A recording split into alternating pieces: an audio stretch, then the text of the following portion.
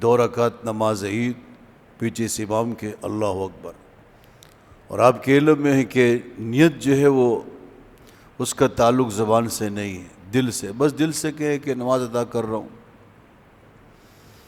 اس کے بعد جو ہے وہ تکبیر کہی جائے گی. آپ بھی تکبیر کہیں، تکبیر تحریمہ ہے یہ. اور ثنا پڑھی جائے گی، آپ بھی ثنا پڑھیں گے، سبحانک اللہم و بحمدک و تبارک اسمک و تعالی جدک و لا الہ غیرک.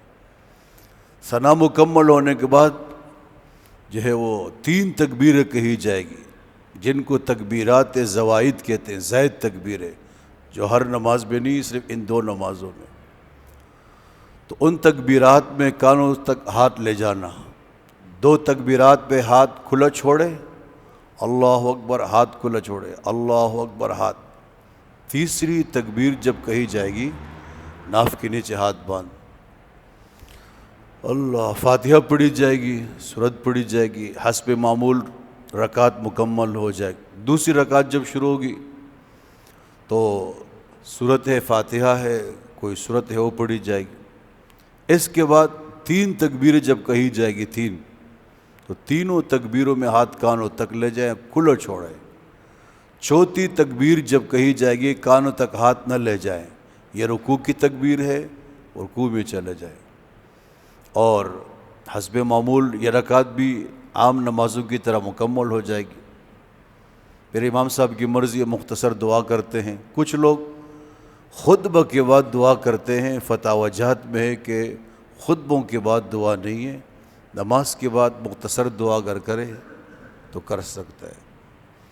2 خطبے ہوں گے، دونوں خطبوں کا سننا واجب ہے.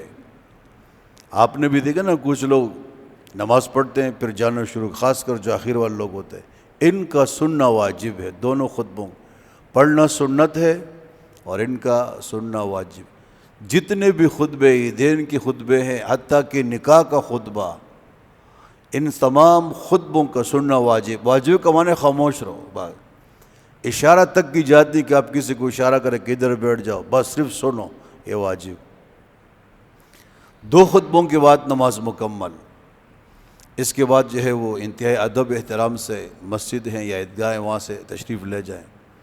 کچھ لوگ نماز کے بعد، خطبوں کے بعد گلے ملتے ہیں، معانقہ کرتے ہیں اور مصافحہ بھی کرتے ہیں کچھ لوگ.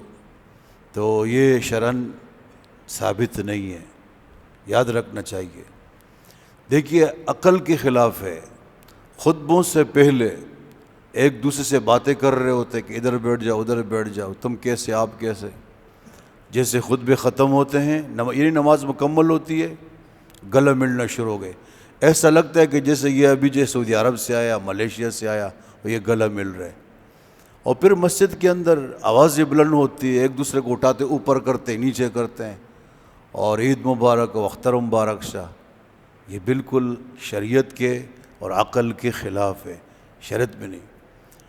اس کے علاوہ اگر انسان جو ہے وہ ایک دوسرے سے ملنا چاہتے ہیں تو آپ اگر مجھ سے کہ کیا مسئلہ ہے گلے ملنا، وہ بھی ثابت نہیں ہے. لیکن اگر کوئی مسجد کے باہر یا اپنے عزیزوں کے ہاں جا کر گلے ملتے ہیں عید کے موقع پہ تو ملے، لیکن شریعت میں نہیں ہے. صحابہ کرام رضی اللہ عنہ نے ایسا نہیں کہے کہ گلے ملے عید کے موقع پہ، مصافحہ کیا. آپ اس کو سنت نہ سمجھے اور باقی آپ کر سکتے ہیں.